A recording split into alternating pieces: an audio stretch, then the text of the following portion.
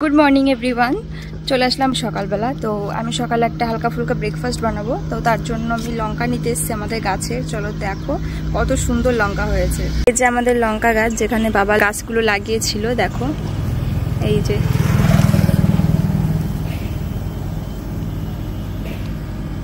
একদম মানে ঝুমঝুম করছে লঙ্কায়।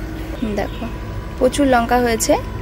লঙ্কাগুলো এখনো মানে ভালো করে মানে ইয়ে হয়নি, পুষ্ট হয়নি, মানে শক্ত শক্ত হয়নি। তো আমি জাস্ট দেখে দেখে দুটো একটা নেব। এত ভালো লাগে বাড়ির গাছের জিনিস, কি বলবো, এর মজাটাই আলাদা। আমি এর আগেও একদিন এখান থেকে লঙ্কা নিয়ে আর কি যেন বানিয়েছিলাম, হ্যাঁ ভাত ভাজা বানিয়েছিলাম তোমাদের দাদা ভাইয়ের জন্য। আরও গাছগুলোতেও হয়েছে। তো এই লঙ্কাটা তো দেখছি পেকে গেছে, তাহলে এটাকে তুলে নিই। এই লঙ্কাটা বেশ মানে শক্ত, আর দেখো এখনো ফুল রয়েছে, তার মানে হয়তো আরো কিছুদিন থাকতো। তো আমার বেশি লঙ্কা লাগবে না, এই যে আমি এই 4টে লঙ্কা নিয়ে নিচ্ছি। তোমাদেরকে বললাম গাছ থেকে লঙ্কাও তুলে আনলাম, যে চটজলদি একটা সুন্দর হেলদি অ্যান্ড টেস্টি একটা ব্রেকফাস্ট আইটেম করব। আর সেটা আমি করব হচ্ছে পাস্তা রেসিপি। তো এটা কিন্তু দিসানোর পাস্তা, আমার কাছে বেস্ট কোয়ালিটির পাস্তা কিন্তু এটাই মনে হয়। এটা কিন্তু ভীষণ হেলদি, তার সঙ্গে টেস্টিও। তো চলো কত ঝটপট আর কত সুন্দরভাবে আমি এই পাস্তা রান্না করে ফেলি তোমাদের সঙ্গে শেয়ার করব। আর আমি কিন্তু পাস্তাটা রান্না করব আগার রেজেন্সি মাল্টিকুক কেটেল উইথ স্টিমারের সাথে। এটা ভীষণ ভালো একটা কুকওয়্যার, যেটাতে করে অনেক কিছুই আমি রান্না করতে পারি। আর এটা ইউজ করতে আমার তো ভীষণই কমফোর্টেবল লাগে। আর তার সঙ্গে এটা কিন্তু আমরা যদি কোথাও যাই সঙ্গে নিয়ে যেতে পারবো, এবং বিভিন্ন রকমের রান্না বান্না করতে পারবো, মেয়ের রান্না করতে পারবো। তো চলো রান্নাটা স্টার্ট করি। এখানে তো অন অফ এর বাটন রয়েছে, আমি অন করে দিচ্ছি। আর তার সঙ্গে দুটো পরপর বাটন রয়েছে, তো আমি অন করে দিলাম। এটা দেখলে খুব তাড়াতাড়ি গরম হয়ে যাচ্ছে। তো এটা গরম হয়ে গেছে, আমি এবার এর মধ্যে একটু তেল দিয়ে দিচ্ছি। এটা আমি প্রথমে একটা ডিম এখানে ফ্রাই করব।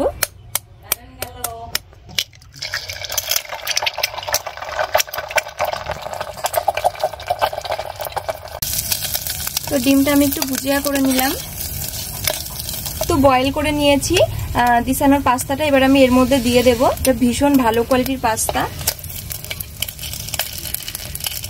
আর এই কেটেলটা তো মানে আমার ভীষণই ফেভারিট। এর মধ্যে দিয়ে দেবো আমি একটু লঙ্কা, আমার এই ধরনের জিনিসগুলো একটু ঝাল ঝাল খেতেই ভালো লাগে। আর এর মধ্যে দিয়ে দেবো দেখো একটা ম্যাগি মশলা, এর মধ্যে দিয়ে দিয়েছি আমি 1 প্যাকেট ম্যাগি মশলা, দিয়ে দিলাম সল্ট। তো এটাকে এবার আমি সুন্দর করে মিক্সড করে নেব।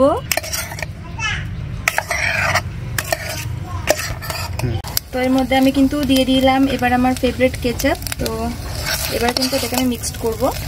তো দেখো কত ইজি অ্যান্ড কত টেস্টি ভাবে আমি ব্রেকফাস্ট আইটেম বানিয়ে ফেললাম। আর এর মধ্যে তোমরা চাইলে এই রেসিপিটা বানানোর জন্য এর মধ্যে যত খুশি মন পছন্দ ভেজিটেবলও দিতে পারো। তো আমি চটপট বানাবো জন্য আমি জাস্ট এগ আর হচ্ছে একটু লঙ্কা সস দিয়ে আমি এটাকে রেডি করে ফেললাম খুব তাড়াতাড়ি, একদম জাস্ট 5 মিনিটে। তো তোমরা দেখতেই পারলে কত easy and healthy and tasty একটা ব্রেকফাস্ট আমি শেয়ার করলাম তোমাদের সঙ্গে। তো আমরা যখন কোথাও ঘুরতে যাব তখন তো এই কুকওয়্যারটা অবশ্যই ক্যারি করব। এটা হচ্ছে আগার রেজেন্সি মাল্টিকুক কেটেল। তো তোমরা যদি এই প্রোডাক্টটা নিতে চাও, আমার ভিডিও ডেসক্রিপশন বক্সে লিংক থাকবে, সেখান থেকে অবশ্যই নিতে পারো। আর আমি যে পাস্তাটা রান্না করলাম এবং আমি যে পাস্তাটা আমরা বাড়িতে বানিয়ে খাই দিসানোর পাস্তা, তো এইটার লিংকও তোমরা আমার ভিডিও ডেসক্রিপশন বক্সে অবশ্যই পেয়ে যাবে। তো সোনামা কিন্তু এখন স্নান করে চলে এসেছে, আর ও সকালবেলা ঘুম থেকে উঠে একটা কলা আর হাফ ডিম সেদ্ধ খেয়েছে। তো ডিম সেদ্ধ খেয়ে কলা খেয়ে একটু খেলাধুলা করে তারপরে মাম্মা স্নান করলো। তো এবারে হচ্ছে সোনামা লাঞ্চ করবে। তো ওর লাঞ্চ রান্না হয়ে গেছে মনে হয়। তো ওকে জাস্ট এই যে মাথা টাথা মুছিয়ে দিলাম, গা মুছিয়ে দিলাম, এখন রেডি করিয়ে খাওয়াবো। তো খাবারটাও হয়ে গেছে, চলো তোমাদের দেখাচ্ছি। আমি মাম্মার খাবারটা বসিয়ে দিয়ে মাঝে মাঝে নাড়ছি সুযোগ পেলেই। তো তারপরে আমি স্নান করালাম, মোছানো টোছানো করলাম, কারণ এটা না নাড়লে পরে তলায় লেগে যেতে পারে। এটা কিন্তু নর্মাল যে চালের গুঁড়ো হয় না, এটার মধ্যে নর্মাল হচ্ছে মিনিকেট চাল আর কিছু নাটস দিয়েছি, মানে যেমন ধরো আমন্ড, কাজু এগুলো দিয়েছি, আর একটু সল্ট আর হচ্ছে মুগ মসুর ডাল দেওয়া আছে। তো এইটাই আর কি আমি লাঞ্চে দিচ্ছি মেয়েকে। সুন্দর করে তোমাকে আমি সুন্দর করে লোশন লাগিয়ে দিই, নাও। তো সোনামার স্নান হয়ে গেছে, এখন সোনামা হচ্ছে ক্রিম মাখছে, লোশন মাখছে, আর আমি ওদিকে মেয়ের খাবারটা রেডি হয়ে গেছে জন্য খাবারটা ওর বাটিতে বেড়ে ঠান্ডা হতে দিয়ে এসেছি ফ্যান চালিয়ে। তো মেয়ের খাবারটা ঠান্ডা হতে হতে ওকে আমি একটু রেডি করিয়ে নিচ্ছি। ভিটামিন D3, লোশন, টিপ, ক্রিম, তো এগুলো মানে ইউজ করবো আর কি। এখন আমার মামার ওপর এখন অ্যাপ্লাই করব। এটা কি মেডিসিন বের করেছো তুমি? আর ওকে মানে মাথাটা মোছানোর সময় আর কি ও ইয়ে করছিল, করে না মানে বিরক্ত বোধ আর কি, আমার ভালো লাগছে না, তার জন্য একটা ড্রয়ার খুলে দিয়ে দিয়েছি। আমার আদর্শিনী মা কি ভিটামিন D3 খাবে বাবা?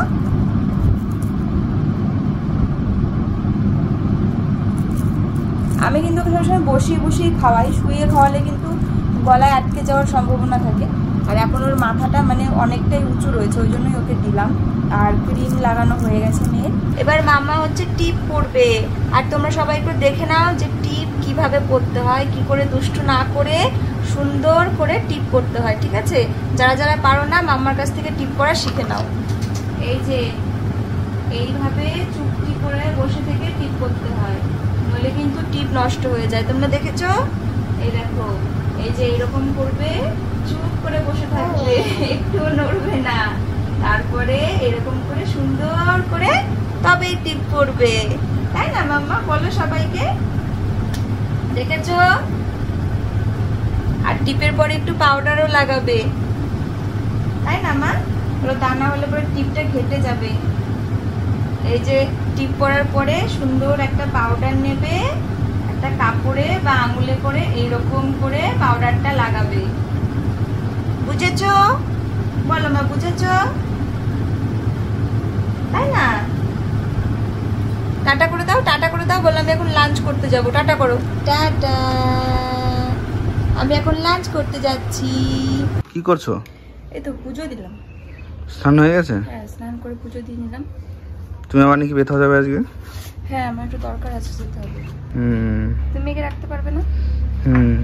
আমার থেকে তো তোমাকে বেশি ভালোবাসে, বাবা বাবা করে, তাহলে নিশ্চয়ই আমি না থাকলে তোমার মানে অসুবিধা হবে না। খাইয়ে দিয়েছি, ঘুম পাড়িয়ে দেবো, যদি ওর ঘুম ভালো হয় 2 ঘন্টা তো ঘুমাবেই নিশ্চিন্তে, তো সেইটুকু সময়ের মধ্যে আমি ফিরে আসবো। ওকে, খাওয়া দাওয়া করতে হবে তো, খিদে পেয়ে গেছে। খাওয়া দাওয়া করি না কালকে আমি তো কালকে 4টা পর্যন্ত, তুমি কটা পর্যন্ত ছিলে?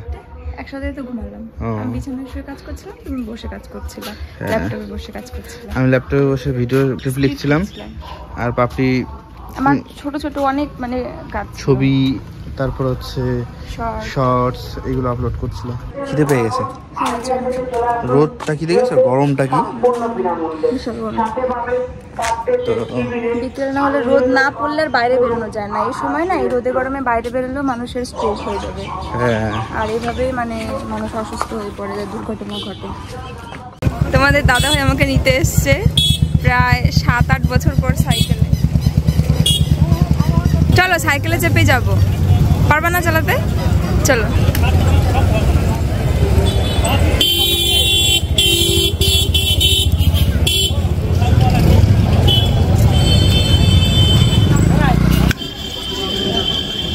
কত বছর পর সাইকেলে বসলাম জানো,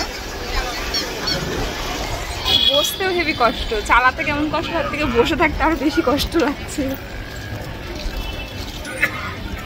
মজা লাগছে। এরকম করে আমাকে সাইকেল করে নিয়ে ঘুরেছে না কত শুই শুই করে, আর এখন পারছো না, ভার বেড়ে গেছে তাই তো? তখন ভার ছিল না তো, তখন ওজন ছিল না, এখন ওজন অনেক বেশি।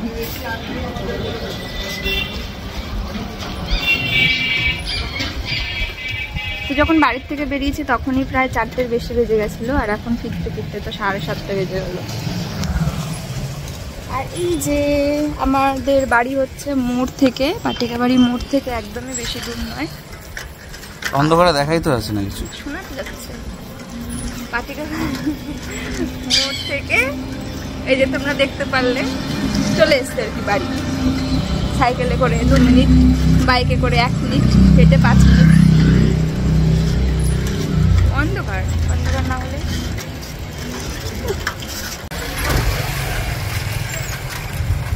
আমার সোনা মাম্মা কই? সোনা মাম্মা, আমার সোনা মাম্মা কি ঘরে?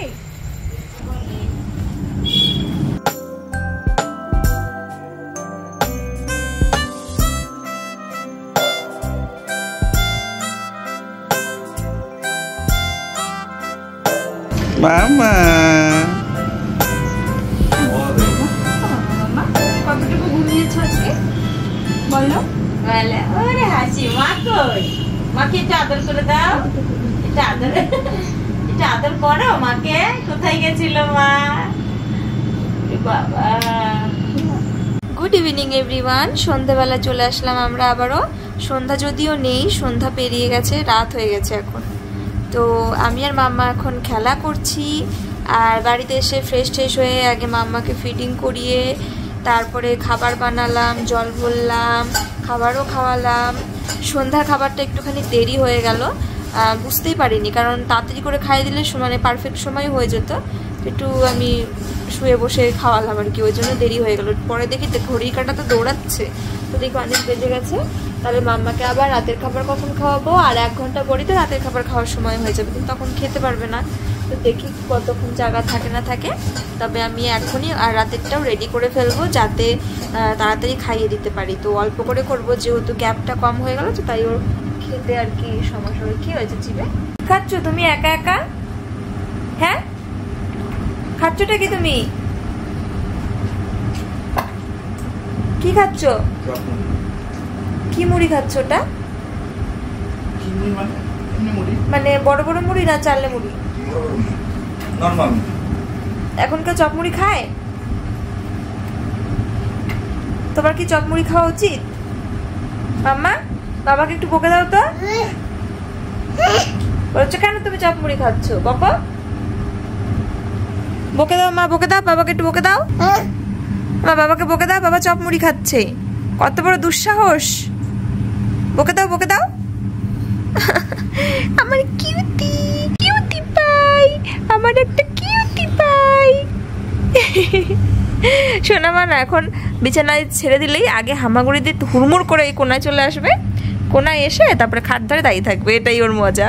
ও বলি মজা নাকি খাট ধরে দাঁড়িয়ে থাকতে? মা মুখের মধ্যে হাত দেয় না, হাত তো মুখের মধ্যে দেয় না, মুখের মধ্যে হাত দেয় না।